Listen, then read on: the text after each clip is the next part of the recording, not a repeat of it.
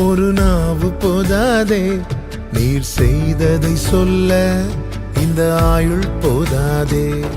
உன் நீதியை சொல்ல ஒரு நாவு போதாதே, நீர் செய்ததை சொல்ல இந்த ஆயுள் போதாதே. இன்று என்னை காண்பதெல்லாம் உம்மால் தானே வந்தது. இயேசு கிறிஸ்துவின் இனிய நாமத்தினாலே உங்களுக்கு என் அன்பின் வாழ்த்துக்கள். இந்த புதிய நாளை கர்த்தர் கிருபையாய் காண செய்திருக்கிறார். கர்த்தருக்கு மகிமை உண்டாவதாக. இந்த நாள் உங்களுக்கு ஆசீர்வாதமாய் இருக்க கர்த்தர் அனுக்கிரகம் செய்வாராக. 1 தீமோத்தேயு 4வது அதிகாரம் அதனுடைய 5வது வசனம். அது தேவ வசனத்தினாலும் ஜெபத்தினாலும் பரிசுத்தமாக்கப்படும். கர்த்தருடைய பரிசுத்த நாமம் மகிமைப்படுவதாக.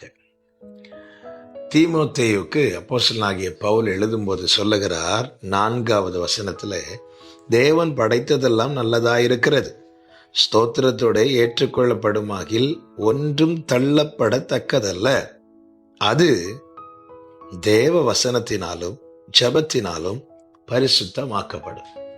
இந்த 2 வார்த்தை தான் இந்த நாளிலே உங்கள் மத்தியிலே முன்வைக்க விரும்புகிறேன். தேவ வசனம், ஜெபம். கிறிஸ்தவ வாழ்க்கைக்கு மிக மிக அவசியமான 2 காரியம்.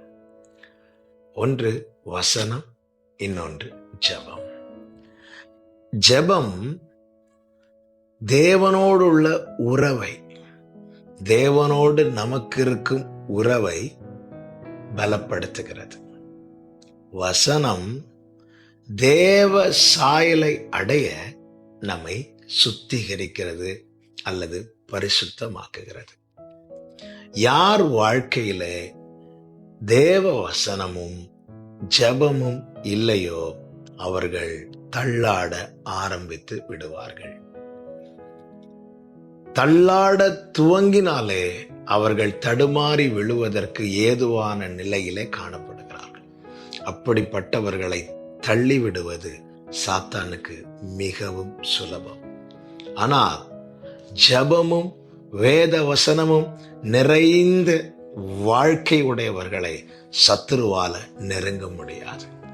காரணம், அவன் ஜெபிக்கும் போது கர்த்தரோடு உறவாடுகிறான்.